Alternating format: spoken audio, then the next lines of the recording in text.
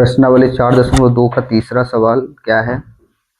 ऐसी दो संख्याएं ज्ञात कीजिए जिनका योग 27 हो और गुणनफल 182 हो। ऐसी दो संख्याएं ज्ञात करनी है जिनका योगफल कितना हो 27 और गुणनफल 182 हो। तो दो संख्याएं ज्ञात करनी है, ठीक है।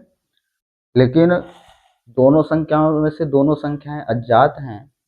यदि एक संख्या को x मान ले तो दूसरी संख्या 27 माइनस एक्स हो जाएगी, क्योंकि दोनों को जोड़ने पर 27 आ रहा है। तो यदि पहला हमको पता चल जाए तो 27 में से घटा देंगे तो दूसरी संख्या आ जाएगी, ठीक है ना। तो निकालना है पहली संख्या और दूसरी संख्या। तो मान लेंगे कि माना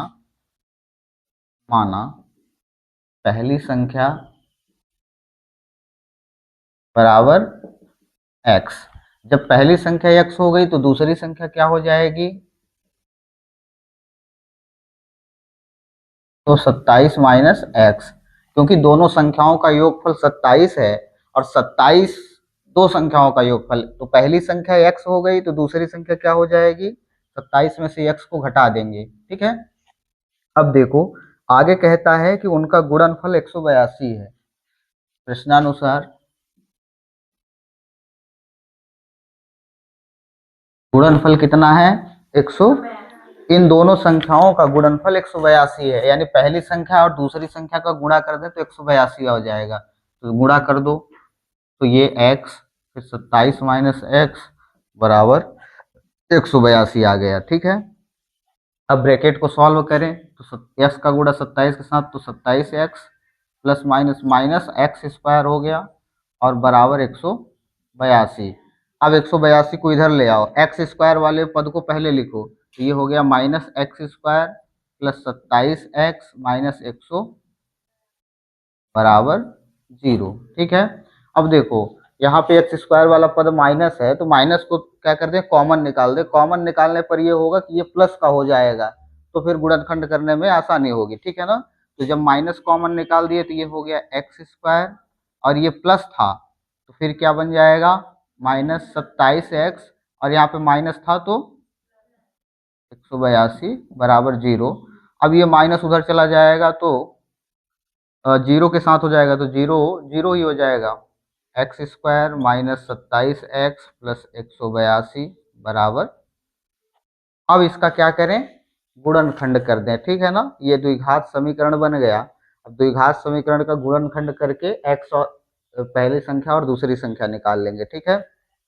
तो देखो गुणनखंड करेंगे तो ऐसी दो संख्याओं का गुणा करेंगे, गुणा करने पर 182 आए और जोड़ने पर कितना आना चाहिए 27 आना चाहिए।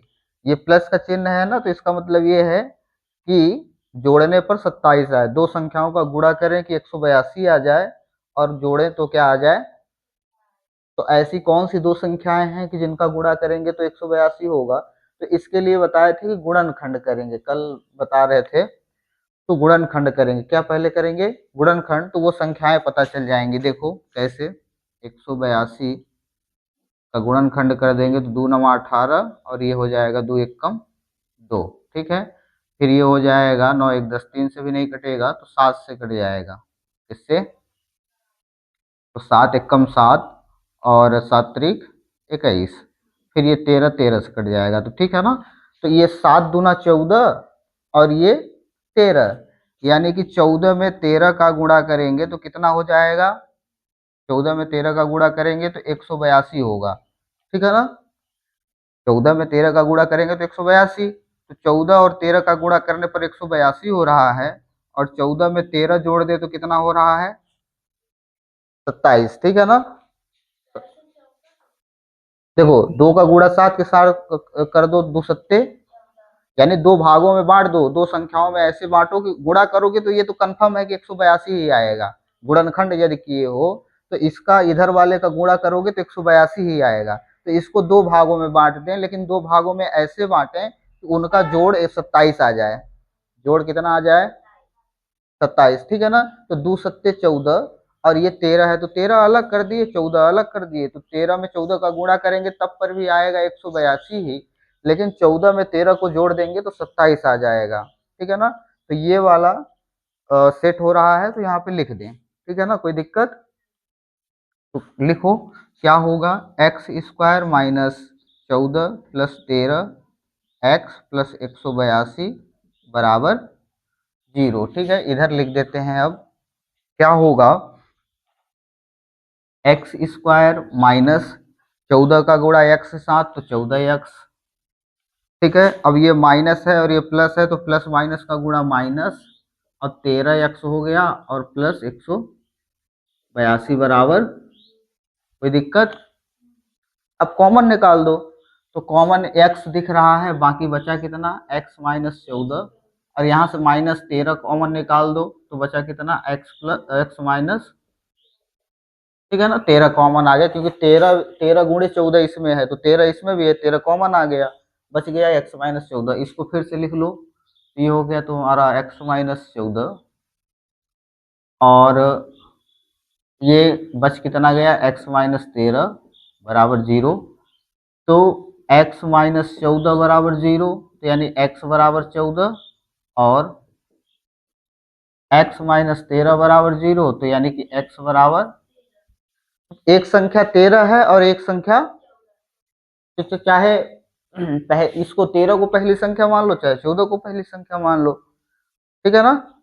तो पहली संख्या 14 हो गई और दूसरी संख्या, अतः पहली संख्या बराबर 14 और दूसरी संख्या बराबर 13। ठीक है ना, ये कोई दिक्कत, बहुत सरल सवाल है, बहुत सरल है और बहुत इंपॉर्टेंट भी है। ठीक है ना, तो ये हो गया पहली संख्या। दूसरी संख्या प्रश्नानुसार गुणनखंड कैसे करना है,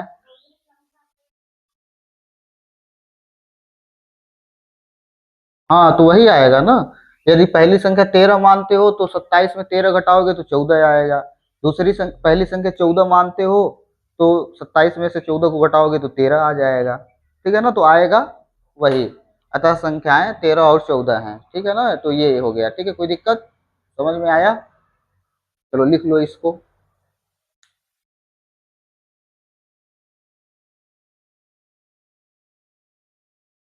चौथा नंबर क्वेश्चन क्या है, चौथा नंबर क्या कह रहा है, पहले क्वेश्चन को ध्यान से पढ़ो। दो क्रमागत धनात्मक पूर्णांक ज्ञात कीजिए जिनके वर्गों का योग 365 है। दो क्रमागत धनात्मक पूर्णांक ज्ञात कीजिए जिनके वर्गों का योग कितना है, 300। तो अब दो क्रमागत धनात्मक पूर्णांक, पूर्णांक संख्याएं होंगी लेकिन धनात्मक की होंगी, ना जीरो होगा और ना ही ऋणात्मक संख्या होगी, धनात्मक पूर्णांक होंगे। ठीक है ना, तो अब देखो वो भी कैसे हैं, क्रमागत। क्रमागत का मतलब होता है लगातार, यानी कंटिन्यू। ठीक है ना, यदि मान लो पहली संख्या 2 होती है तो दूसरी संख्या 3 होगी, ऐसे लगातार। ठीक है ना, चाहे जो भी हो, तो लगातार। अब लगा मतलब कि क्रमशः कैसे निकालते हैं, जैसे अगर 2 है तो दूसरी संख्या कैसे निकालेंगे, 2 में 1 जोड़ देंगे। मान लो पहली संख्या 2 है तो दूसरी संख्या क्या होगी, 2 प्लस 1 3, तो ये हो गई। अब 3 के बाद क्या आएगा, 4, तो 3 में 1 जोड़ देंगे तो 4 हो जाएगा, यानी प्लस 1 करके ऐसे बढ़ाते जाएंगे। ठीक है ना, तो ये क्या होती हैं, लगातार संख्या। ठीक है, तो देखो पहली धनात्मक पूर्णांक क्या हो जाएगा, x, तो दूसरा क्या होगा, x प्लस 1 हो जाएगा। तो लिख लें, माना पहला धनात्मक पूर्णांक बराबर x, तो दूसरा धनात्मक पूर्णांक क्या हो जाएगा, दूसरा धनात्मक पूर्णांक बराबर x प्लस 1। ये दोनों लगातार हो गई, क्रमशः धनात्मक पूर्णांक हो गए। ठीक है, अब आगे कहता है प्रश्न, प्रश्न के अनुसार करो। इतना तो हम लोग मान लिए अपने से, ये क्या किए हैं, अपने से मान लिए हैं, जो अपने को निकालना था। एक संख्या निकालनी थी पहली और दूसरी, ठीक है, वो भी लगातार। अब प्रश्न कहता है कि इनके वर्गों का योग 365 है। वर्गों का योग यानी कि पहले इन संख्याओं का वर्ग करेंगे फिर जोड़ देंगे। योग का मतलब होता है जोड़ना, तो 365 आ जाएगा। ठीक है ना, कितना आ जाएगा, 365, यानी कि एक्स का स्क्वायर प्लस इसका भी स्क्वायर कर दें तो x प्लस 1 का स्क्वायर बराबर 300, यानी पहली संख्या का वर्ग करे फिर दूसरी संख्या का वर्ग करे और दोनों को जोड़ दिए, प्लस का चिन्ह ये बता रहा है कि दोनों संख्याओं का योग है। तो कितना आ रहा है 300। अब ब्रैकेट को सॉल्व करें, कोष्टक को खोले तो x का स्क्वायर करेंगे तो x स्क्वायर होगा, फिर प्लस x प्लस 1 का होल स्क्वायर, यानी x प्लस वाई का होल स्क्वायर वाला फार्मूला यहाँ लगा देंगे, ठीक है ना। x प्लस वाई का होल स्क्वायर वाला फार्मूला लगा देंगे तो क्या होगा, एक्स स्क्वायर प्लस 2x और प्लस 1 बराबर 365। ठीक है, कोई दिक्कत, ये फार्मूला लगा दिए, ठीक है। अब अब क्या करना है, ये एक्स स्क्वायर है ये भी एक्स स्क्वायर है, दोनों प्लस के हैं तो प्लस के हैं तो जुड़ जाएंगे तो क्या हो जाएगा 2x स्क्वायर, फिर प्लस 2x यहाँ पहले से है, इस 364 को बराबर के इधर ले आओ तो प्लस 1 माइनस 365 बराबर 0।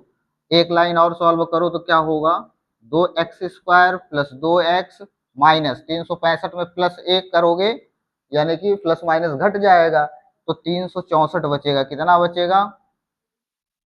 अब देखो ये हो गया, अब समीकरण ये द्विघात समीकरण बन गया, लेकिन इसको थोड़ा सा और छोटा बना सकते हैं। कैसे छोटा बना सकते हैं, देखो यहाँ भी 2 है, यहाँ भी 2 है और इसमें भी 2 से भाग चला ही जाएगा, यानी इसमें भी 2 है तो 2 कॉमन निकाल दें। कॉमन निकालना मतलब कि 2 का 2 समीकरण में भाग दे देना, तो कॉमन निकाल देंगे 2 तो कितना बचेगा, देखो यहाँ पे सिर्फ एक्स स्क्वायर बचेगा, यहाँ भी 2 था तो बाहर आ गया तो कितना बचा, एक्स बचा, माइनस है तो माइनस।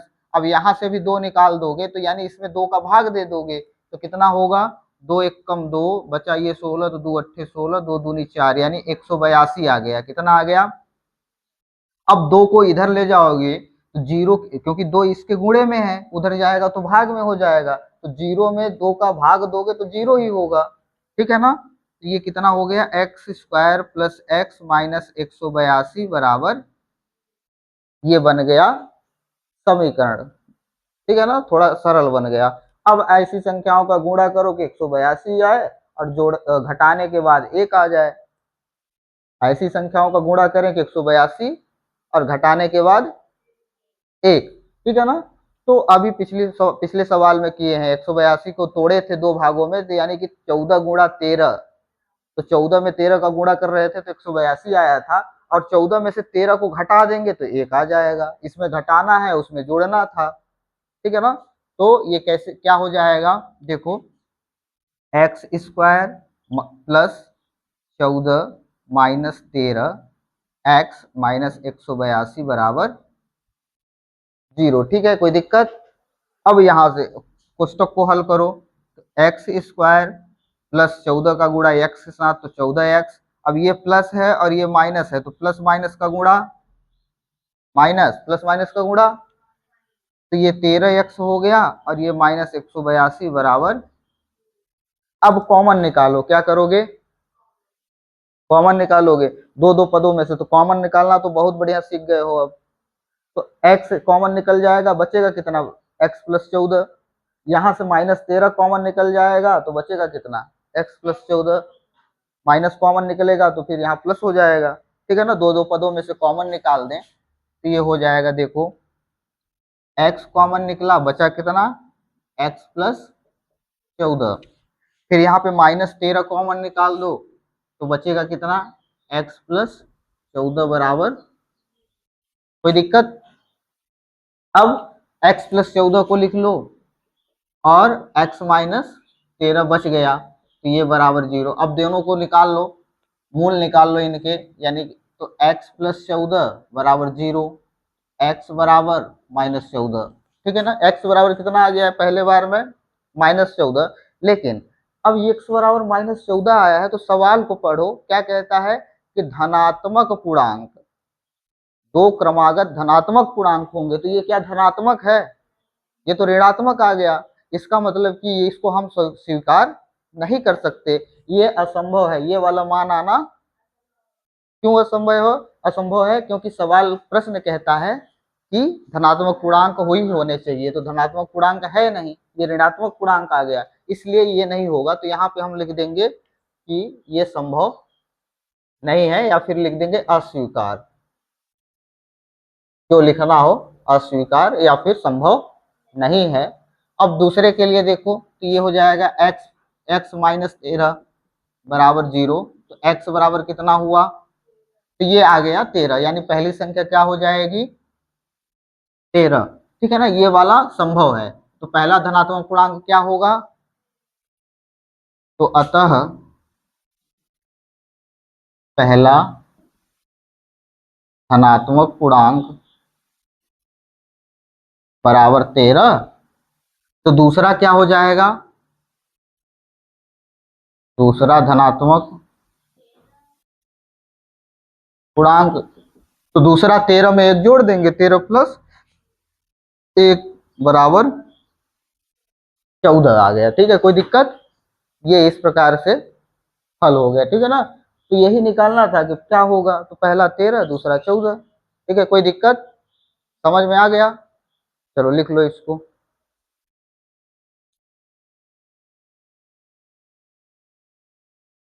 पांचवा सवाल, देखो पांचवा नंबर क्या है। एक समकोण त्रिभुज की ऊंचाई उसके आधार से 7 सेंटीमीटर कम है। यदि कर्ण बराबर 13 सेंटीमीटर का हो तो अन्य दो भुजाएं ज्ञात कीजिए। ठीक है ना, दो ठो भुजा ज्ञात करनी है हमको। ठीक है, समकोण त्रिभुज कैसे बनता है, पहले समकोण त्रिभुज बना दें। देखो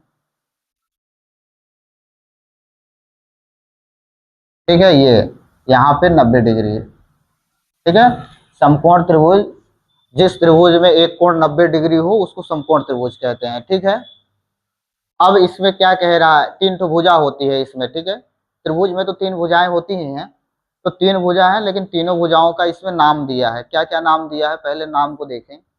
तो एक तो कर्ण होता है 90 डिग्री का, जो सामने वाला भुजा होती है, यानी ये 90 डिग्री का जो कोण बना है उसके सामने वाली भुजा को कर्ण कहते हैं। तो ये क्या हो गया, कर्ण। ठीक है ना, और फिर एक लंब हो गया, ये लंब होता है, और फिर आधार। ठीक है ना, तो ये आधार, ये लंब, ये कर्ण, इसके बारे में और डिटेल से जब त्रिकोणमिति वाला चैप्टर आएगा तब वहां बताएंगे विधिवत। अभी सिर्फ इतना जान लो कि इसको कर्ण कहते हैं, इसको लंब और इसको आधार। ठीक है, तो ये 90 डिग्री का कोण बना, इसके सामने वाली भुजा कर्ण हो गई। सवाल ये कहता है कि जो समकोण त्रिभुज का ऊंचाई, जो समकोण त्रिभुज की ऊंचाई है, ऊंचाई मतलब लंब, ऊंचाई ये है, तो जो समकोण त्रिभुज की वो ऊंचाई है वो आधार से 7 सेंटीमीटर कम है। आधार से 7 सेंटीमीटर कितना है, कम है। ठीक है ना, तो आधार हमको ना तो आधार पता है, ना तो ना तो ऊंचाई पता है, सिर्फ पता है कि क्या, कर्ण, वो भी 13 सेंटीमीटर है। ठीक है, तो अब ये दोनों हमको जांच करने हैं, यानी आधार को निकालना है और लंब को निकालना है। लेकिन प्रश्न के अनुसार से समझो कि हम किसको क्या मान लें। प्रश्न कहता है, एक बार फिर से पढ़ते हैं, कि जो इसकी ऊंचाई है, समकोण त्रिभुज की ऊंचाई है आधार से 7 सेंटीमीटर कम है। यानी कि हमको आधार जब पता चलेगा तब जा करके ऊंचाई निकाल पाएंगे। जो भी आधार आएगा उसमें से हम 7 सेंटीमीटर यदि कम कर देते हैं तो फिर वो उसकी ऊंचाई हो जाएगी। ठीक है, समझ में आ रही है बात। तो हम मान लें, किसको मान लें, एक्स, किसको मान लें, आधार, आधार को मान लें कि ऊंचाई को मान लें। तो यदि आधार को हम एक्स मानते हैं तो ऊंचाई निकल आएगी। कैसे निकल आएगी, क्योंकि आधार में से 7 कम कर देंगे, यानी 7 घटा देंगे तो वो उसकी ऊंचाई हो जाएगी। तो मान ले, माना कि, माना समकोण त्रिभुज का आधार बराबर एक्स सेंटीमीटर, कितना, आधार एक्स सेंटीमीटर हो गया, तो त्रिभुज, समकोण त्रिभुज की ऊंचाई कितनी होगी, समकोण त्रिभुज की, या समकोण त्रिभुज का ऊंचाई बराबर कितना हो जाएगा, x माइनस 7 सेंटीमीटर। ठीक है ना, कोई दिक्कत है? अब देखो प्रश्न के अनुसार, प्रश्नानुसार, प्रश्नानुसार कहाँ, प्रश्नानुसार हम जानते हैं, देखो समकोण त्रिभुज में पाइथागोरस प्रमेय लगती है। पाइथागोरस प्रमेय क्या होता है कि दो भुजाओं के वर्गों का योग तीसरी भुजा के वर्ग के बराबर होता है, ये पाइथागोरस प्रमेय है। कैसे?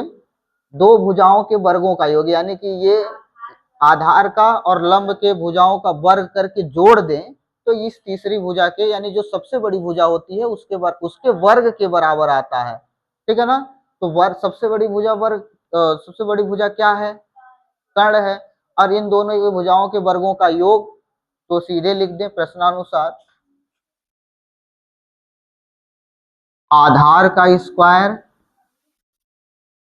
प्लस लंब यानी कि ऊंचाई का स्क्वायर बराबर कर्ण का स्क्वायर, ये पाइथागोरस प्रमेय होती है। ठीक है?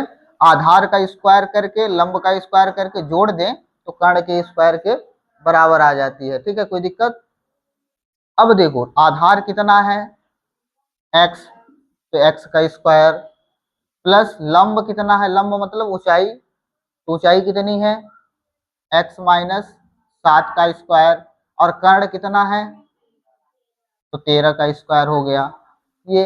अब देखो ब्रैकेट को सॉल्व करो, तो x का स्क्वायर करोगे तो x स्क्वायर, x माइनस 7 है तो यहाँ x माइनस बाई का होल स्क्वायर का फार्मूला लगाओ, x माइनस बाई का। ठीक है ना? तो x माइनस बाई का होल स्क्वायर का फार्मूला लगा दोगे तो ये हो जाएगा एक्स स्क्वायर, एक्स 14x और प्लस 49 बराबर 13 का वर्ग कर दोगे तो 169 हो जाएगा। ठीक है ना? ये हो गया। कोई दिक्कत? फार्मूला x माइनस बाई का क्या होता है? एक्स स्क्वायर माइनस 2xy और प्लस बाई स्क्वायर है। ये कक्षा 9वीं में खूब पढ़े हो, एक सवाल नहीं बहुत सारे सवाल प्रैक्टिस किए हो, तो ये थोड़ा समझो यहाँ कैसे लगा है और ये आ गया। ठीक है ना? अब आगे देखो, एक्स स्क्वायर यहाँ दो बार है, यानी ये भी प्लस में है ये भी प्लस में है, दोनों प्लस प्लस में है तो जुड़ जाएंगे, तो कितना होगा? 2x स्क्वायर हो जाएगा, माइनस 14x हो गया, प्लस 49 है तो 49, 169 को बराबर के इधर ले आओ, बराबर। अब देखो थोड़ा सॉल्व करो तो 2x स्क्वायर माइनस 14x। अब देखो ये माइनस में है और ये प्लस में है, तो प्लस माइनस क्या होगा? माइनस, तो घटा दो, तो 169 में से 49 गया, 9 में 9 गया 0, 6 में 4 गया 2 और ये बराबर 0। ठीक है? अब देखो क्या करो, कॉमन निकालो। जैसे इसमें भी 2 है, दो दो का भाग तो सब में जा सकता है, जब सब में जाएगा तभी कॉमन निकालेंगे, इतना भी ध्यान रखना। ठीक है ना? ये नहीं कि किसी में नहीं जा रहा है तब पर भी कॉमन निकाल दे, जब सब में, जैसे इसमें भी 2 है, 2 सत्ते 14, इसमें भी 2 है और ये भी 2 से कट जाएगा तो इसमें भी 2 है, तो 2 कॉमन निकाल दो तो ये हो जाएगा एक्स स्क्वायर माइनस 2 सत्ते 14 यानी 7x, और इसको कर दोगे तो 60 आ जाएगा बराबर 0। ठीक है ना? 2 उधर जाएगा तो गुणे में हो जाएगा, ओ सॉरी भाग में हो जाएगा, तो 0 के साथ भाग दोगे तो 0 होगा। आया कितना? X square minus 7x minus 60 बराबर। कोई दिक्कत? अब देखो गुणनखंड करो, ये द्विघात समीकरण बन गया।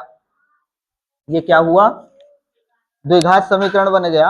अब इसका गुणनखंड करो, तो ऐसी दो संख्याओं का गुणा करो कि 60 आए और घटा दें तो कितना आ जाए? 7।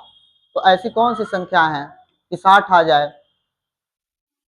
ऐसी दो संख्याएं हैं तो बहुत सारी संख्याएं, 15 चौको 60 भी होता है, तो 15 में से 4 घटाएंगे तो 11 आएगा, लेकिन आना कितना चाहिए? 7। तो ये भी नहीं होगा। 20 तिहाई 60 भी होता है, तो 20 में से 3 घटाएंगे तो 17 होगा, तब पर भी नहीं आ रहा है। ठीक है ना? तो 12 पंचे भी 60 होता है, तो 12 में से 5 घटा देंगे तो कितना आ जाएगा? यानी ये वाला काम कर गया। 12 पंचे 60, 12 में 5 का गुणा करेंगे तो 60 आएगा, और 12 में से 5 घटा देंगे तो 7 आ जाएगा। तो ये वाला सेट हो रहा है। नहीं समझ में आ रहा है तो गुणनखंड करके चेक कर लो। ठीक है ना?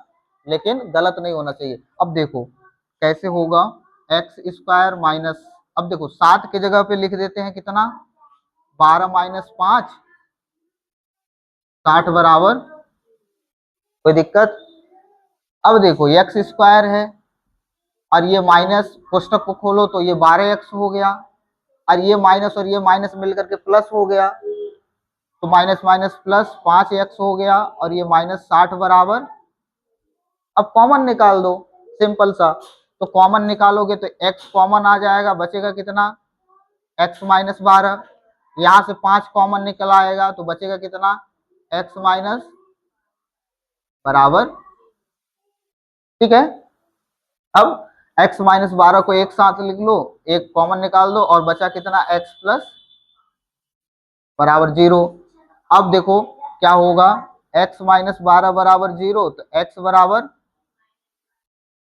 माइनस 12 है तो उधर गया तो प्लस 12, और x प्लस 5 बराबर 0, तो x बराबर माइनस 5 आ गया। देखो माइनस 5 तो हो ही नहीं सकता, क्योंकि सेंटीमीटर है, ये माइनस में तो जाएगा नहीं, आधार माइनस में नहीं है, लंब जो है माइनस में नहीं होगा, तो होगा क्या, ये वाला -5 वाला तो अस्वीकार हो गया, हम इसको नहीं मानेंगे, ये असंभव है, ऐसा हो ही नहीं सकता, माइनस तो का ही नहीं सकता, तो इसलिए ये क्या हो गया, अस्वीकार। तो स्वीकार किसको कर रहे हैं, एक्सेप्ट किसको कर रहे हैं, 12 को, तो ये हो गया 12। तो यानी कि जो समकोण त्रिभुज का आधार है वो कितना होगा, अतः समकोण त्रिभुज का आधार, त्रिभुज का आधार बराबर 12 सेंटीमीटर, ठीक। और ऊंचाई कितनी हो जाएगी,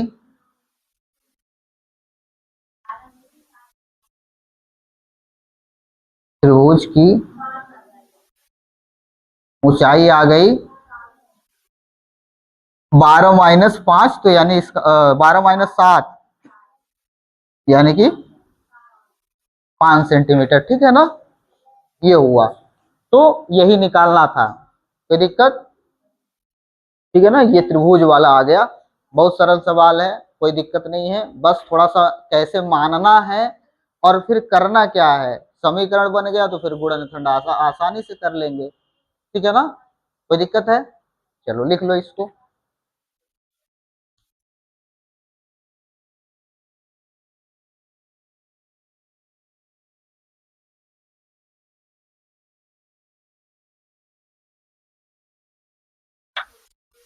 देखो 6वां नंबर क्वेश्चन क्या करना है, एक कुटीर कुटीर उद्योग एक दिन में कुछ बर्तनों का निर्माण करता है। एक विशेष दिन यह देखा गया कि प्रत्येक नग का निर्माण लागत उस दिन के निर्माण किए गए बर्तनों की संख्या के दोगुने से 3 अधिक थी। यदि उस दिन का कुल निर्माण लागत 90 रुपये थी, तो निर्मित बर्तनों की संख्या और प्रत्येक नग का लागत मूल्य जांच कीजिए, ठीक है ना। क्या जांच करना है कि उसने कितने बर्तन बनाए और उसका लागत मूल्य कितना था, ठीक है। देखो इसमें क्या कह रहा है, पिछले जैसे अभी उदाहरण नंबर 1 का दूसरा सवाल जो था, सेम टू सेम उसी के जैसा है, ठीक है। उसने एक दिन में बर्तन बनाए, जितने बर्तन बनाए उसका लागत मूल्य कितना है, दोगुने से 3 अधिक, ठीक है ना, ठीक है ना। तो मान लेते हैं, माना निर्माण किए गए बर्तनों की संख्या x है, माना निर्माण किए गए बर्तनों की संख्या बराबर x है, बर्तनों की संख्या कितनी हो गई, x हो गया। अब प्रत्येक नग का निर्माण लागत कितना हुआ, प्रत्येक नग का निर्माण लागत, प्रत्येक नग का निर्माण लागत, तो क्या होगा, जितने दिन उसने बर्तन बनाए हैं, यानी सॉरी कुल बर्तन, यानी एक दिन में जितने बर्तन बनाए हैं उसके दोगुने से 3 अधिक है, कितना है, तो किसके दोगुने से, यानी एक दिन में जितने बर्तन बने हैं उसके दोगुने से 3 अधिक। तो ये इसका दुगुना कर देंगे, फिर इसमें 3 अधिक का मतलब होगा 3 जोड़ देंगे। पहले दुगुना करेंगे, दुगुना का मतलब 2x और 3 अधिक मतलब ये आ गया। ठीक है, अब क्या निकालना, देखो प्रश्नानुसार। अब प्रश्न कहता है, इतना तो हम लोगों ने मान लिया, प्रश्न कहता है कि जो कुल निर्माण लागत है, कुल लागत है, वो इन दोनों का यदि हम गुणा कर दें तो 90 रुपए आता है। क्या होगा, 90 रुपए। तो गुणा कर दें, x और 2x प्लस 3 बराबर, अब कोष्टक को खोलो तो ये हो जाएगा 2x स्क्वायर प्लस 3x, 90 को इधर ले आ लो तो -90 बराबर 0। एक ही बार में हो गया। ठीक है, हिंदी में कुछ लिखना चाहते हो तो और लिख सकते हो कि कुल लागत बराबर इन दोनों का गुणा, यानी कुल निर्माण किए गए बर्तनों की संख्या और गुणे प्रत्येक नग का निर्माण लागत बराबर 90 रुपए। ठीक है, तो ये हो गया। अब देखो इसको हल करोगे तो पहले क्या करोगे, कॉमन वॉमन तो कुछ निकल ही नहीं रहा है। इसमें 2 है तो इसमें 3 नहीं है, और इसमें है तो इसमें तो नहीं है, तो कॉमन नहीं निकालेंगे। क्या करेंगे, सीधे पहले इसका इसके साथ गुणा करेंगे तो क्या हो जाएगा, 90 दूना 180। तो गुणा करने पर 180 आना चाहिए, और जोड़ने या फिर घटाने घटाने पर कितना आना चाहिए, 3। गुणा करने पर 180 और घटाने पर, तो ऐसी कौन कौन सी संख्या है कि गुणा कर दें तो 180 आ जाए, घटा दें तो 3 आ जाए। तो इसके लिए गुणनखंड कर लें, क्या कर लेंगे, गुणनखंड। तो गुणनखंड करेंगे तो 90 दूना 180, फिर 45 दूना 90, फिर 15 तिया 45, फिर 3 पचे 15 और 5 एकम 5।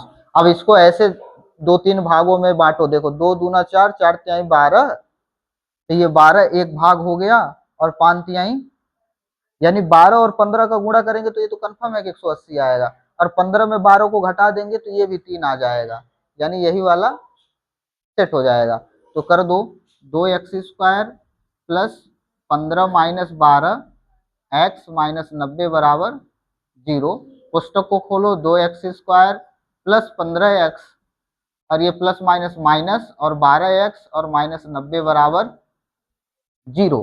कॉमन निकालो, तो देखो कॉमन क्या निकलेगा, x बचेगा कितना, 2x और प्लस 15, माइनस यहाँ से क्या कॉमन निकलेगा, 12, तो 12 निकलेगा। 12 तो इसमें है ही नहीं, 90 में 12 कहाँ से है, तो 12 कॉमन नहीं निकलेगा। फिर क्या निकलेगा, देखो 15 छक्का 90 कितना होता है, 15 छक्का और 6 दूना 12, यानी इसमें भी 6 है, इसमें भी 6 है, तो 6 कॉमन निकाल लेंगे। ठीक है ना, तो 6 कॉमन निकल गया, बचा कितना, 2x और फिर 15 छक्का 90 यानी कि प्लस 15 बराबर। अब देखो इसको इसको कॉमन निकाल के एक साथ लिख लो, x 2x प्लस 15, और जो बच गया x माइनस 6 बराबर 0। कोई दिक्कत, अब क्या करो, अलग अलग लिख लो इसको, तो ये हो जाएगा 2x प्लस 15 बराबर 0। तो 2x बराबर माइनस 15 आ गया, और x बराबर माइनस 15 बटा -15/2। अब देखो ये तो माइनस में आ गया, तो वो माइनस में थोड़ी ना काम करेगा, यानी बर्तन माइनस में थोड़ी बनाएगा कि कुछ तो नहीं बना रहा है माइनस में, मतलब जो बना था उसको भी फोड़ दे तो माइनस में चला जाएगा। तो माइनस में तो बना नहीं रहा है, तो इसलिए क्या हो जाएगा, अस्वीकार। ये तो अस्वीकार हो गया। फिर एक और है x माइनस 6, तो 0, तो x बराबर कितना आ गया, 6। तो ये कितना बर्तन बना रहा है, एक दिन में निर्माण किए गए बर्तनों की संख्या, अतः निर्माण किए गए बर्तनों की संख्या ए बर्तनों की संख्या बराबर है। तो लागत कितना हो जाएगा, 6 दूना 12 प्लस 3 यानी कि 15 है। तो ये प्रत्येक नग का निर्माण लागत कितना हो जाएगा, फिर प्रत्येक नग का निर्माण लागत बराबर 2 × x के जगह पे x का मान 6 और +3, तो 6 दूना 12 और +3 बराबर 15। ठीक है ना। तो उसने एक दिन में 6 बर्तन बनाया और फिर उसके एक बर्तन का लागत कितना आया, 15 रुपया आया। यही निकालना था अपने को। ठीक है, कोई दिक्कत? ये है, ऐसे इसको सॉल्व करते हैं। ठीक है, कोई दिक्कत हो तो बताओ, फिर से बता देते हैं। ठीक है, इस प्रकार से प्रश्नावली 4.2 समाप्त हो गई। ठीक है, अब प्रैक्टिस करना, खूब लगाना।